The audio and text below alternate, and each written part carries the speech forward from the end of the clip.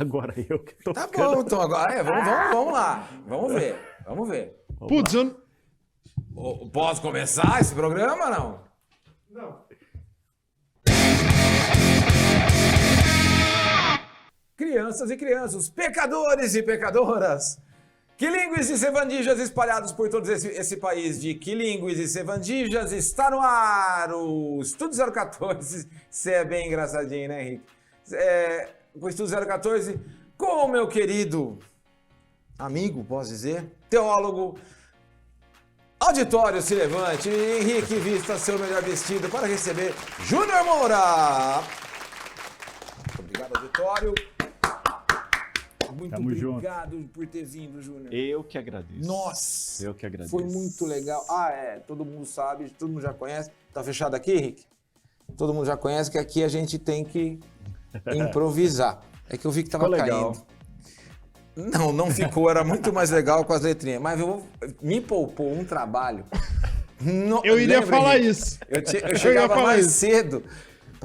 Ficar juntando Sei as lá, letras. O cara chamava Zé. Sabe a sopinha Até de achar o letras? Z, assim, Sabe a sopinha de letras? era isso mesmo. Uma dificuldade. E às vezes tinha que improvisar. O Bronx, lembra? Que o Bronx, eu peguei um Y tinha um X. Eu fiz um X com o Y e caneta, marcador. Facilitou, pronto. Facilitou. Rapidinho. Agora, moleza. Agora é coisa de 1 minuto. Eu não sei nem se aparece na câmera. Mas tá bom. Rapidinho. Nós estamos falando para mais de 60 cidades do interior do estado de São Paulo. Para os assinantes da LPNet, no canal 62, e também para os assinantes da NET, no canal 14. A few moments later. Onde eu estava, Henrique, antes da interrupção para Estamos troca de falando bateria? pra mais de... Estamos. Aquela história de sempre, vocês já sabem. Estamos no canal 62 da LPNet, para mais de 60 cidades do estado de São Paulo, e também no canal 14 para os assinantes da NET. Henrique, sobe o TP. Agora para aí que esse programa tem o apoio cultural de Banana Mídia, de Rádio Rock Bauru, 10 anos no ar. Rude Produções, setembro chegou, hein? Setembro chegou e no finalzinho tem festa. Sampa Rock Drinks, Bendito Espeto Gourmet, Elite Bélica, Hortelã Farma. Hoje não. Faz tempo já que hoje tá. Sim, hoje sim. Cirandinha. Vamos todos cirandar. Obrigado, Tia Jace, pela confiança. E a Cirandinha fica na quadra 35 da Antônio Alves, Henrique Florer. E também aquele abraço para Carlinhos Cordeiro, da revista Atenção. Também comigo, sempre com a gente, Henrique Florer, por favor, suas considerações. Quer começar? Bom, primeiro, boa noite, Henrique Florer. Boa noite. Cara... bom dia, boa tarde, boa noite, boa madrugada, Henrique Florer. Senhoras e senhores. Você tá de microfone? Eu estou de microfone. Então você quer começar a questionar nosso convidado? Cara, antes de questionar... Vai com calma. São assuntos... O senhor, por favor, Antes de questionar nosso contenha. convidado, eu tenho um comentário pra fazer. Pois não. Porque... Estamos na aberta? Estamos na aberta. Tá. Cara, aconteceu uma coisa meio estranha lá em uma cidade a 86 quilômetros, 100 quilômetros. Você não vai querer datar a entrevista por causa já tô de datando bolacha? já. Cara, é que assim, eu prefiro o Balduco. Eu prefiro o Triunfo. Qualquer um. Outras mano. marcas. Mas de negócio de bolar, de Nestlé. Marilã, assim, Você já datou, estranho. Você já datou a entrevista? Ó, Henrique, você Cara, já... mas em 2006 foi 4. Mais um é histórico, cara. Não vai ficar datado. É histórico, realmente É histórico. É histórico. E De jamais, fato é histórico. jamais aconteceu isso. Não, tá, aí nós estamos perdendo tempo aqui. Desculpa, Obrigado. eu não tenho pergunta nenhuma, tá? Depois eu volto. Pra variar, né? Mas fica aí comigo aí. Júnior, mais uma vez, obrigado por ter vindo. Eu que agradeço o convite. Eu gostaria de perguntar o seguinte. A pessoa que come lanche num dia, pizza no outro, lanche no dia, pizza no outro, comete o pecado da gula? O que você acha aí? Porque tem às vezes que ele come só o lanche. Geralmente eu só como lanche. Se você estiver falando ele só de mim... varia com a pizza. A pizza só de fim de semana. A pizza... Não, acho que nem final de semana. Nem final de semana. Não. É mais de segunda-feira que tem promoção. Ou terça-feira que tem promoção na Rotelli. Olha eu fazendo uma... Tá vendo que tem... Vai, pizza é fazer isso. um Vamos merchan. fazer um H. Uma coisa boa Fazer um H. que você deve conhecer os melhores lanches de Bauru, então. Cara... aham. Ah, tá. Ele é o cardápio. Fala com ele. Fala com Depois ele. a gente vai bater um Fala fio. com ele. Olha, Ó, tem um lanche na pizzaria perto de casa.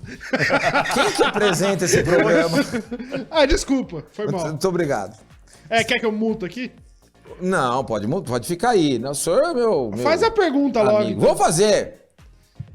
Iniciando. Vamos lá. Essa pauta, inclusive, foi...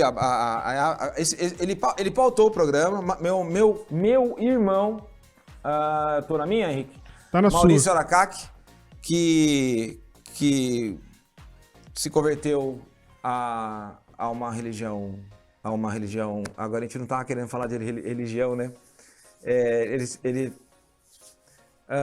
conheceu Jesus. Sim. Certo? Cristianismo. O cristianismo. Vamos falar o cristianismo? Bom, muito bem. Por meio da esposa. E muitos anos antes, a primeira igreja, eu não sabia disso, a primeira igreja evangélica que ele havia entrado, que ele havia pisado, foi no meu casamento. O ano eu não vou lembrar agora. Mas a igreja presbiteriana, da lá do Antônio Alves. Maurício, praticamente não, ele pautou esse programa e vamos começar com a pergunta do Maurício. Vamos lá. Uma perguntinha do Maurício. Júnior, a Bíblia defende ela afirma ou ela fala de um Deus criador, certo? Sim. E nós entendemos como criador de todas as coisas, tal. Como foi a criação do que a gente conhece como o universo? Tem respostas na Bíblia para isso? Tem. E respostas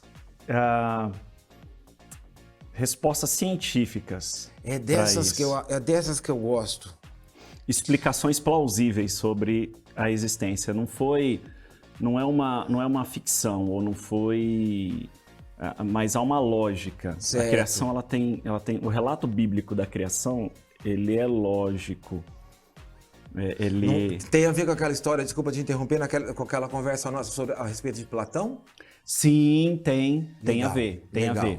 Por favor, Então, desculpa. assim, como bem você falou, então a Bíblia, eu não usaria esse termo defender, ela não defende a existência de Deus, porque a defesa é uma argumentação a favor de um convencimento. Certo. Para convencer alguém. Então, tendo uma contra... a Bíblia ela não tenta convencer as pessoas de que Deus existe. Na verdade, a Bíblia afirma que Deus existe. Ponto. Então, para ela não tem... Para a Bíblia não tem questionamento. Né? Então, o primeiro versículo na Bíblia, ela começa, a primeira frase é no princípio Deus. Então, Deus existe já é um pressuposto. Isso não é fonte de dúvida e discussão na Bíblia. E ela já afirma nessa primeira frase, no princípio Deus criou céus e terra. Então, essa expressão céus e terra aqui, se a gente vai no original, ela significa que ele criou tudo, céus, aquilo que é invisível, que é espiritual, aquilo que a gente não consegue conceber, e terra ali naquele sentido é tudo que é material, visível e invisível também. E essa concepção da criação, quando a gente lê o relato de Gênesis 1, é uma criação do cosmos como um todo.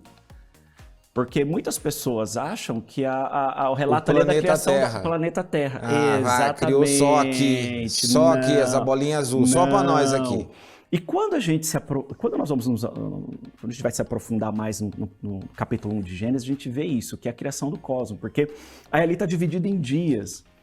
E a gente vê assim que Deus criou, e aí no primeiro momento, no primeiro dia ele disse haja luz e houve luz, mas essa luz não é o Sol, porque o Sol ele vai criar no quarto dia, e a gente sabe hoje que o Sol é uma estrela aqui do sistema solar. Em comparação com outros sóis, né? Existem muitos outros sóis. Ele é menor, né? Ele é mais fraquinho, pequeno, é novo, é jovem ainda, né? Então, essa luz não é o Sol.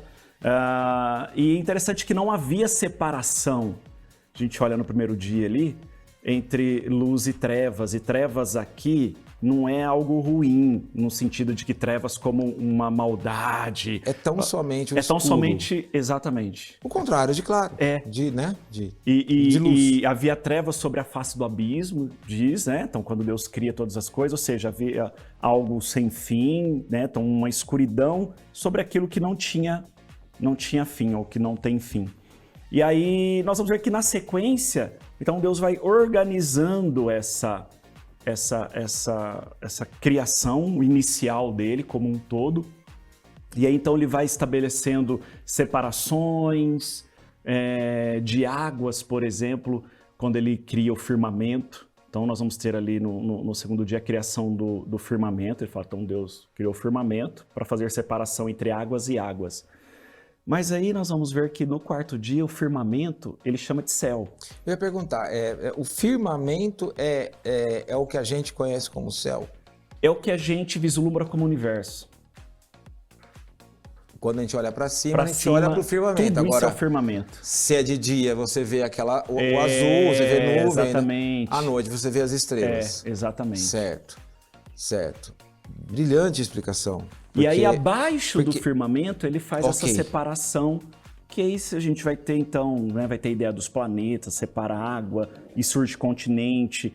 Mas é interessante que ele diz que abaixo do firmamento, isso ele fez separação, mas a água, tem água acima do firmamento. Isso tá lá.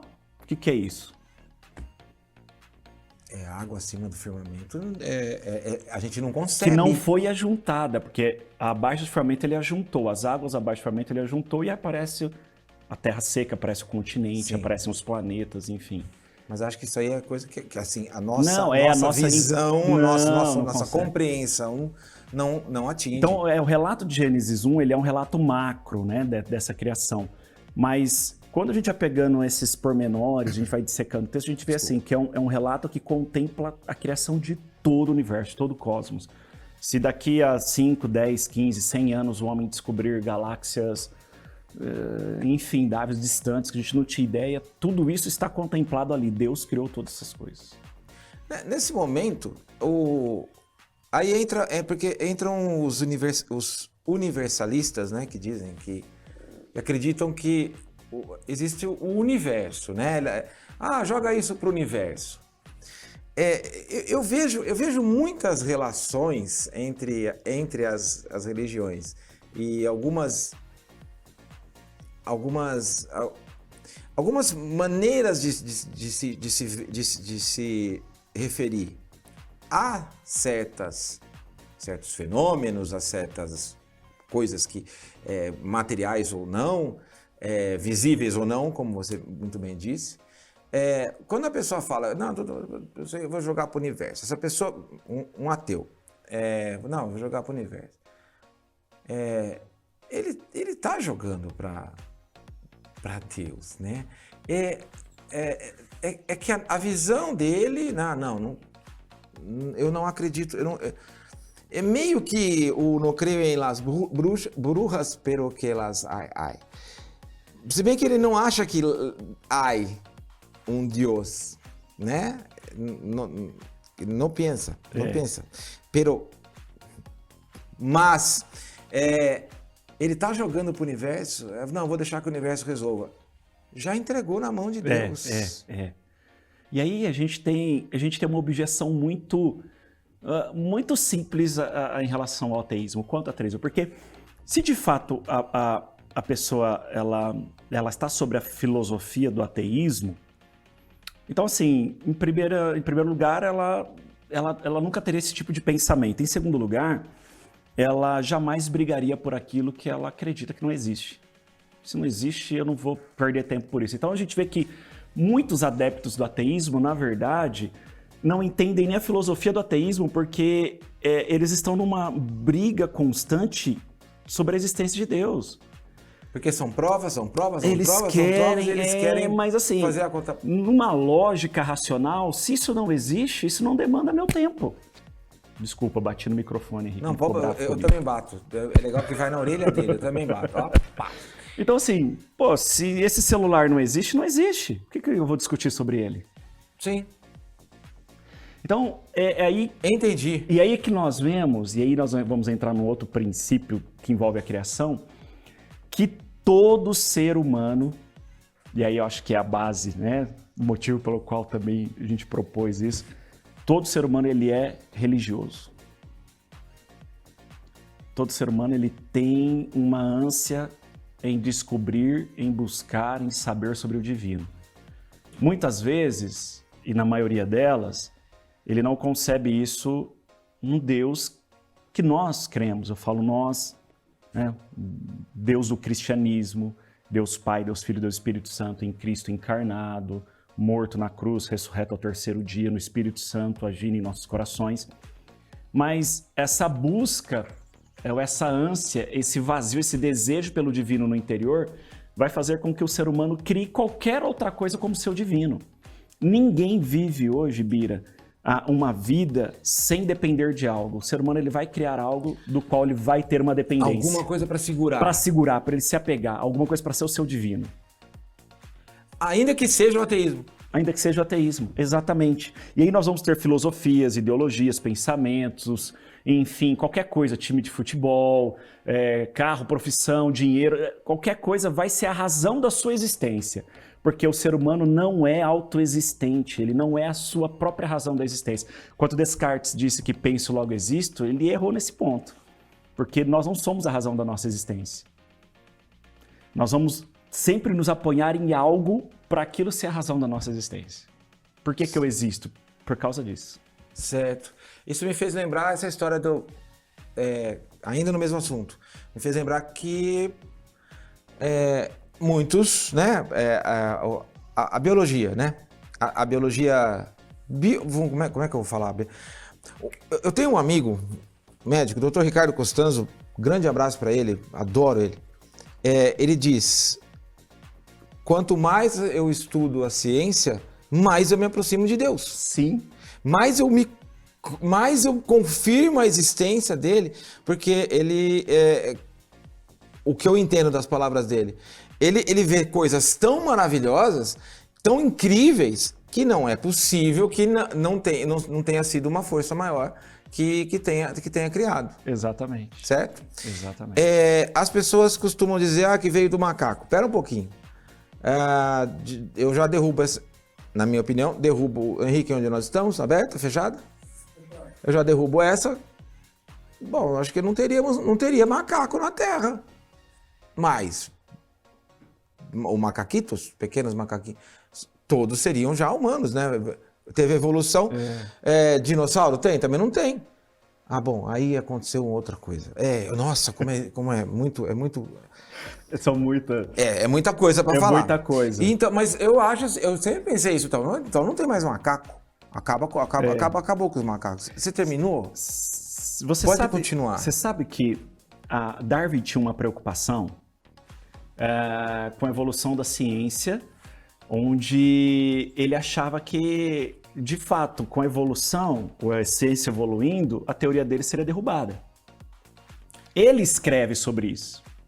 Porque a descoberta da ciência poderia derrubar essa teoria dele. E nós temos o que nós chamamos dentro do campo científico, que é a caixa preta de Darwin, né? Isso virou um estudo, virou livros, enfim. Que você disseca essa teoria e ela se torna insustentável, principalmente quando a gente tem o avanço da ciência, da tecnologia, da medicina, agora, século XXI. Então, como que você explica, por exemplo, coisas como, ainda ontem em aula eu estava falando isso com os alunos, como você explica, por exemplo, a própria composição da célula, o flagelo bacteriano, que foi, né, os cientistas descobriram que é um sistema de engrenagem que faz aquele ser bacteriano que vive no núcleo da nossa célula se movimentar ali, e aquele ele é um serzinho microscópico, tem um rabinho que faz ele dentro para frente, para trás, né? dentro da célula, E esse rabinho, esse flagelinho que faz ele se movimentar, funciona como um motor de polpa, Bira. Ele tem engrenagem, cara. É microscópio isso. Como que isso evolui? Como que isso... Então, assim, os próprios cientistas falam, não, isso é fruto de um design inteligente. Aí nasce uma outra teoria. Então, peraí. Tem alguém fez. Que fez isso. Então tem. Tem. Então, a própria ciência hoje já derruba a ideia da seleção natural. Você não tem seleção natural. Não, isso aí... Você não tem. A ideia da evolução cai por terra, não tem. Se o próprio Darwin estava com medo disso... Então... Porque esses mecanismos, eles existem desde sempre. Eles não evoluíram. Eles estão lá. Ponto. Então, você não tem isso. Então, quem criou isso? Quem que criou isso? Então, o problema da ciência hoje, quando a gente pega a história da humanidade, a mãe da ciência sempre foi a teologia. Sempre foi. A mãe da filosofia, de todo tipo de ciência. Você pega filosofia, retórica, você vai para os antigos, a gente estava conversando esse final de semana sobre Platão, enfim. Sim. A busca de Platão era essa busca por esse divino. Ele tinha consciência, ele sabia, existe um divino, alguém criou isso. Alguém criou. Assim como a gente vê uma árvore e sabe que existe raiz, a gente não vê a raiz, mas você vê a árvore, então você sabe obrigatoriamente que tem raiz. Ele falou só a gente olhar para o mundo. Não tá em pé, ela é igual a caneta na mesa. A gente olha para o mundo, a gente sabe que tem um Deus, alguém que fez isso. Agora, ele não concebeu qual Deus era esse, o Deus dos hebreus, os judeus, os deuses dos gregos, os deuses dos gregos, enfim. Mas ele sabia dessa existência. Ou seja, um Deus uma força bem maior. Bem maior, né? E daí a gente tem a base para toda a ciência natural, enfim, filosofia e a história da própria ciência natural. Mas aí nós vamos ter esse platonismo sendo desenvolvido por Agostinho, que é um cristão. Aí a gente tem uma outra vertente filosófica que vem com Aristóteles, que já é mais racional, mas que depois é desenvolvida por outro cristão, que é Tomás de Aquino. E a gente vai ver que ao longo de toda a história da humanidade, a teologia ela sempre foi a mãe das ciências. E quando isso começa a perder, quando isso começa a mudar, com o iluminismo, o racionalismo, com a ideia de que não, o homem é o centro de toda a existência, de todo o universo. Nós somos perfeitos, maravilhosos para, né? E aí Deus é tirado da equação, a teologia é tirada da equação e a ciência se torna algo independente. Então você não dá mais para conceber ciência e religião, Deus e ciência, não concebe. Então são coisas distintas, mas não foi assim ao longo da história.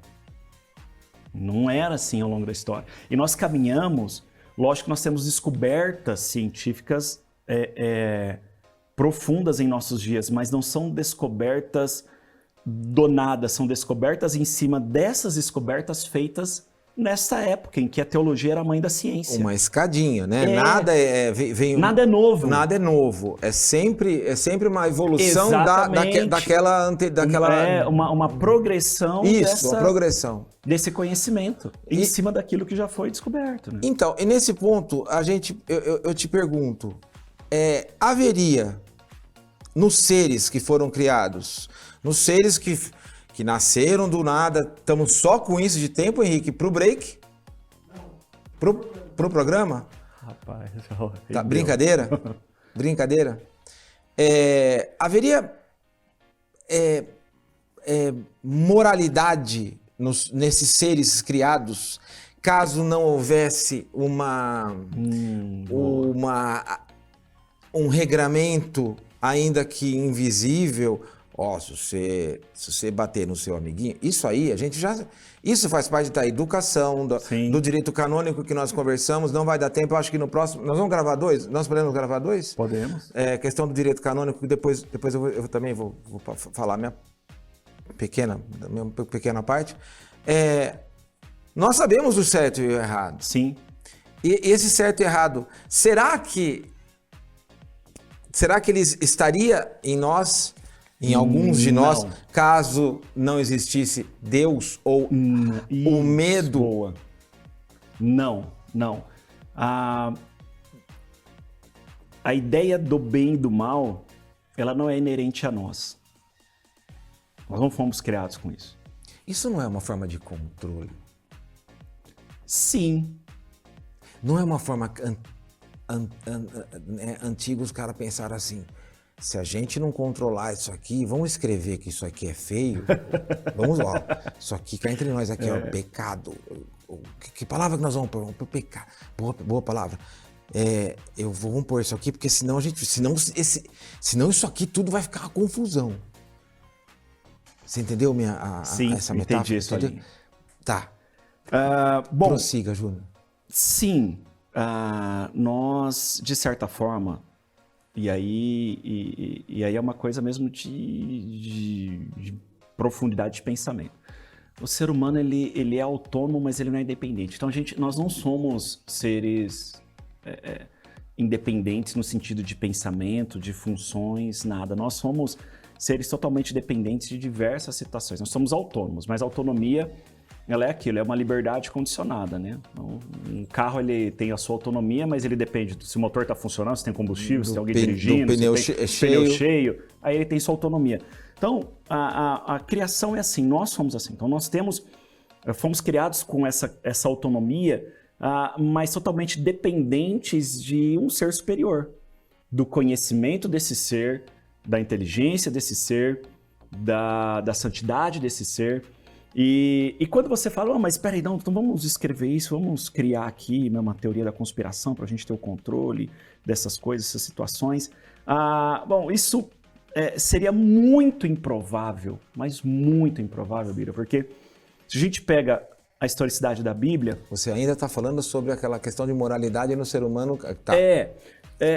Seria muito improvável porque o ser humano ele não tem essa moralidade. Quando não consegue viver sem. Não tem, ele não tem. Então, não nasceu com isso. O homem está lá no Éden, né? Então a Bíblia fala que ele não tinha um conhecimento bem do mal, mas aqui não significa que ele tinha uma ingenuidade. A gente visualiza que Adão e Eva eram ingênuos no sentido assim, eram não sabia de nada, coitado inocente, né? Não sabe de nada, não. Eles tinham uma inteligência fora do normal, eles usavam ali 100% da sua capacidade cerebral. O relato bíblico é que eles falavam, eles conversavam com os animais. Eva conversou com a serpente, e isso não foi causa de espanto. Então, o que eles não tinham naquele momento era uma influência desse conhecimento do bem e do mal no sentido prático. Então, eles não eram influenciados por um desejo mau. Quando eles comem do fruto da árvore, que não é o fruto do pecado também, a gente concebe numa cultura, né, cristã que era o fruto do pecado. Não, o fruto era o conhecimento do bem e do mal e era um fruto bom, no entanto, que estava no jardim. O mal estava na desobediência, que Deus falou, não coma. Uhum. No dia que você comer... Não é o fruto. Não é um fruto. É tudo floreado, né, gente? Calma, não é... A questão estava na desobediência. E aí o que acontece? Quando eles comem... Então, eles começam a enxergar coisas que eles não enxergavam. Mas, a partir do momento que eles comem, eles também pecam porque eles desobedecem. Desobedecem ali. Deus falou, no dia que você comer, você vai morrer. E ali acontece algo muito interessante, porque o morrer não significava só morrer fisicamente. Ali estava embutido ali várias outras mortes. A gente pode abranger morte espiritual, porque a partir daquele momento o homem deixa de ter um contato direto com Deus. A morte física, porque a partir dali eles vão morrer, porque eles são proibidos de comer da árvore da vida, que gerava vida contínua e eterna neles. A morte eterna, porque a partir do momento que eles morressem fisicamente, eles iriam para um lugar totalmente separado de Deus, onde seria a morte eterna. Mas também a morte moral, porque quando eles comem do fruto, a primeira coisa que Adão vê é o quê? Que Eva está pelada. A nudez. Uhum. Então, a moralidade que ele tinha, que não era dele, mas era uma moralidade condicionada por causa de Deus, por causa do divino, foi tirada dele. Então, na verdade, o que nós temos naturalmente é imoralidade. Nós não temos moralidade. Temos imoralidade e lidamos com força para que ela não aflore. Exatamente. Por exemplo, você não precisa ensinar Você olha pelos seus filhos. Você não precisa ensinar eles a morder o coleguinha, a puxar o cabelo, a mentir. Isso aí nós aprendemos naturalmente, isso aí está na nossa natureza, mas a gente passa a vida toda ensinando os nossos filhos a fazer o que é correto e mesmo assim eles não vão fazer. Vão fazer depois, a hora que eles quiserem. A hora que eles quiserem. Isso aconteceu com a gente. Então assim, o ser humano, ele naturalmente vai fazer aquilo que é imoral. Porque é a nossa natureza. Nós temos uma natureza imoral. A moralidade nós temos que aprender. Nós adquirimos. E aí vai depender da fonte também. A moralidade, ela está condicionada à fonte. Qual fonte é a nossa moralidade? Então, para nós, a nossa fonte é o cristianismo, as escrituras, é a Bíblia. Ela é a nossa fonte moral. Deus é a nossa fonte moral. Mas, se não, outras fontes vão ser a moral. Aí a pessoa vai acreditar em outras coisas Exatamente. e vai fazer o que quer. Exatamente. É, porque a moralidade realmente Não vem. Realmente ela não existe. Nós não produzimos ela. Não está em nós. Não está em nós. Não. Eu vou encerrar porque nós estamos aqui com 10. Sua esposa, o nome dela? Valéria. A Valéria tem razão quando... Onde eu tô? Vou registrar aqui na TV. Onde eu tô, Henrique? Na minha? Realmente, o pano de fundo demorou 28 minutos. É um bandeirão. Sabe aquele bandeirão do time? Vamos lá, nós vamos fazer mais um Estudo 014. E então, semana que vem, teremos Pastor Júnior aqui novamente. Vamos nos despedir. Boa noite. Boa noite, ou boa tarde, bom dia, boa madrugada. E até a semana que vem. Valeu. Até mais, gente. Foi um prazer.